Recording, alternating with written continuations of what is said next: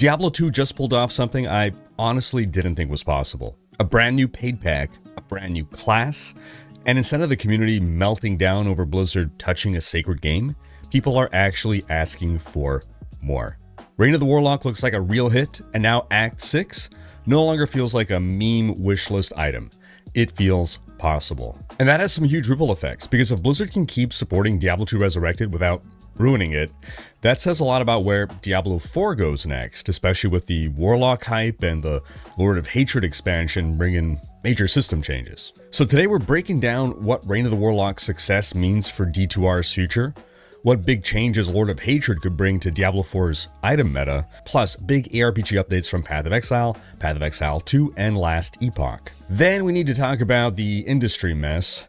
Phil Spencer leaving Xbox, Sarah Bond also leaving, Bluepoint getting shut down by Sony after the cancelled live service God of War game, and why AAA development is starting to look completely unsustainable. Hey folks, this is Rhykker, and I dig into ARPG and gaming news so that you can spend more time playing games. Timestamps below to skip ahead to different topics. Starting with Diablo news, we're a bit more than a week into Diablo 2's Reign of the Warlock pack, and it seems like it's been a resounding success. On Steam, D2R Infernal Edition, which comes bundled with the Reign of the Warlock, has very positive reviews, 89% positive. And the majority of the negative reviews that I see were mostly about requiring Battle.net login every 30 days. Which is fair criticism. It's a new and unnecessary DRM for a single-player mode, but it's certainly not something catastrophic. Everyone seems to love the Warlock class. It fits right in. But also, it's arguably the most well-designed class in D2 now, which it does make sense given it was informed by 25 additional years of design evolution. And it's just been great to see old Diablo fans coming back because of new content in one of their favorite games from their youth. As a reminder, Blizzard said that if Reign of the Warlock is well received, they'd like to make more content for D2R. And I think the community's response is an overwhelming bring it on, with a full-on Act 6 high on people's wish lists. Now, my biggest concern about Blizzard adding new content to D2R, and Act 6 for instance, was always historically that it would potentially ruin D2. People would come and ask me over the years, oh, like, what if, they did D2R, what if they added an Act 6? And I was opposed to it. It's different artists adding to a finished painting. Yeah, maybe it's going to be good, but maybe it's going to be bad. And if it's bad, then this bad thing now always exists in the game. But I believe with the Reign of the Warlock, this team has proved that they won't ruin D2. And they also gave us the option of sticking with the classic experience without any warlocks running around in it, if that's what we prefer. Now, I've seen an argument that Blizzard should have gone straight to releasing an Act 6, not doing just the warlock first, like go full on out, full expansion with one or two classes plus the whole new act.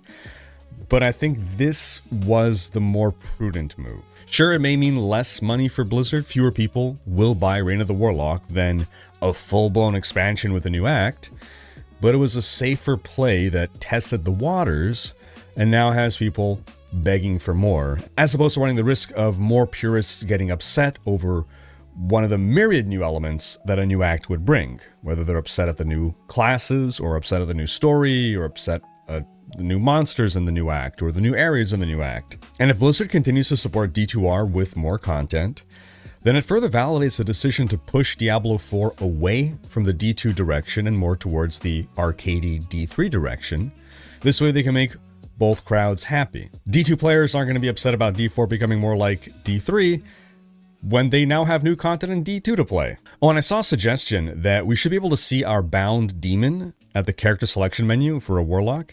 That'd be a nice touch. On the Diablo 4 side of things, the D2R Warlock has hyped people even more for the D4 Warlock, which seems it'll share some similarities with D2R's, but also be substantially different, given that the class in D2R, Diablo Immortal, and D4 are meant to represent the Warlock at different stages of its evolution. Now, other substantial changes coming to D4 with the Lord of Hatred expansion is the skill tree overhaul, which removes all passives and now lets us put 12 points into a given skill instead of just 5. This should serve to really shake up the mythic meta. Shroud of False Death, which is best in slot for basically every build right now because it gives +1 to every passive, translating into an enormous amount of power. Basically, that's going to need to be reworked entirely in Lord of Hatred. So it could end up being crap, it could be mediocre, maybe it'll still be best in slot for some builds, who knows? But I'm really hoping it just ends up being situationally good and not, once again, best in slot for everyone always. Similarly, the Shaco's +4 to all skills becomes less powerful when it's only giving us 33% more skills, going from 12 to 16, instead of 80% more skills, going from 5 to 9. I'm sure it'll still be best in slot for some builds, maybe even many, but I imagine other uniques will become more competitive for that slot. Now, I was disappointed initially to see that D4 was not getting the same kind of dedicated stash tabs that D2R is getting. They're phenomenal, right? So it'd be great to have in D4 a dedicated rune tab, a dedicated activity key tab. And while I still would prefer to get those, jumping back into D2 made me appreciate all the quality of life inventory updates D4 already has relative to D2.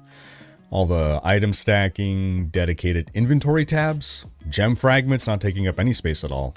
But while maybe not a top priority, even more stash quality of life would be great. Then some Path of Exile news. We got a teaser for the upcoming expansion Mirage. They'll do the full reveal on February 26th at 11 a.m. on Twitch, and the Q&A portion will feature Mark and Octavian, which suggests Jonathan is busy with PoE 2 and maybe is letting Mark fully handle PoE 1 now. It also seems like Octavian did have a big part to play in this expansion. Now, what do you folks gather from the teaser? I think a rework to Prophecies may be coming, and that rewinding time will somehow be part of things, right? The sands of time. Now, prior to this, they had posted a more cryptic teaser video that showed what appeared to be a Scion and Scavenger gear, suggesting maybe Scavenger is going core, or maybe that's just intended to hint at all of the Freesia ascendancies coming back in some way. But what are your theories, folks? Sound off in the comments. Aside from that, Keeper's League is going core. Solo self-found players rejoice, you get to keep the tree and your womb gifts, although I do imagine the tree will be nerfed. And hopefully they remove all the walls from Breach, or at least allow us to remove them in the Atlas. Meanwhile, for PoE 2, we learned that towards the end of April is when GGG will announce their full plans for the 0.5.0 update, which is the endgame update. They describe this as a pretty big update, which they haven't used to describe any previous update, I think. So scope-wise, this might be competitive with D4's expansion. Then in other news, Xbox chief Phil Spencer is leaving Microsoft. He is retiring. Last summer, he made the decision to retire, and that decision has now been made public. Xbox president Sarah Bond is also leaving. But before anyone celebrates, it is Asha Sharma who is taking over as CEO of Microsoft Gaming. Asha has no experience in games, and is currently the president of Microsoft's Core AI product.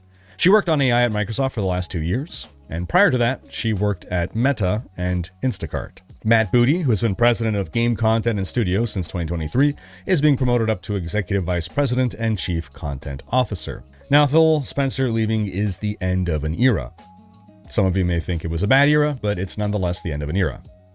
He joined Microsoft as an intern back in 1988. Became part of the Xbox division in 2001, rose to general manager of Microsoft Studios in 2008, and the head of Xbox in 2014.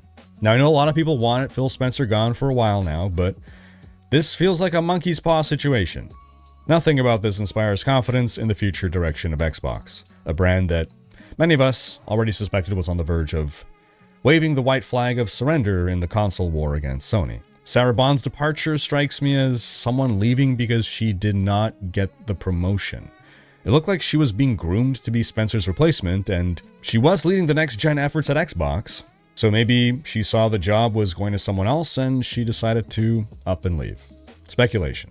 Microsoft's gaming revenue is down 9% year-on-year, with hardware revenue specifically down 32%. Now, another pretty big story this week was the shutdown of Bluepoint Games, the 70-employee studio owned by PlayStation. And this was arguably the best remaster studio the industry has ever seen, being responsible for the remakes of Demon's Souls, Shadow of the Colossus, and Uncharted: The Nathan Drake Collection. Bluepoint was founded in 2006, and they developed a solid reputation remaking and remastering old titles. PlayStation acquired them in 2021, at which point they were working on developing a live service God of War game, because that makes sense. The game was canceled last year, and since then, allegedly the studio had to pitch ideas to PlayStation for what it could do next, until they shut them down this week. It's just crazy that PlayStation didn't just put them to work on a Bloodborne remake, It's available on PC as well. And it's incredibly sad that a successful, reputable studio that has been around for 20 years can be a single canceled game away from being shut down. 4 years of development for 70 employees. It's about $50 million, including salaries, benefits, taxes, tools, office overhead. It's just way too expensive to make AAA games these days. It's untenable to spend $50 million and have no product to show at the end. I could understand why a studio would be shut down, but why the hell did PlayStation acquire the studio to begin with and mismanage it so bad that it came to this? The simple pivot after the God of War fumble would have been to just print money making remakes of all their old classic PlayStation titles. But hey, I guess when you just gobble up a bunch of studios out of a panic to prevent your competition from getting their hands on them, this is what happens. Seems Xbox and PlayStation this week are really competing over who shit the bed the hardest. Now we also got this week the trailer for Last Epoch Season 4, Shattered Omens. The season launches on March 26th and adds corrupted items. Yep, they're what you think they are. Echo chains, which are groups of maps to run together with a finale map at the end. Idol altars, which change the shape of your idol inventory. That should allow for a shakeup in the idol meta. Plus 2 new rogue skills, Shadowrend and Bladestorm.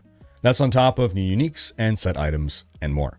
The season mechanic is a pretty straightforward and crowd-pleasing fight waves of monsters in a circle, which tend to be fan-favorite mechanics in Path of Exile. We also got the early access trailer for Slay the Spire 2 this week. It'll launch on Steam on March 5th with new characters, enemies, environments, and more. But the biggest surprise here and the biggest draw for the sequel is up to 4-player co-op, something previously only possible with mods. Now folks, do check out last week's video in which we discussed how Blizzard dropped some player numbers for Diablo 2 and Diablo 3, and you won't believe them. I guess that's going to wrap up this video, folks. Thanks for watching. Special thanks to my Patreon supporters for making these videos possible. If you enjoyed this video, give it a thumbs up and subscribe to join Rhykkers Raiders for more gaming content.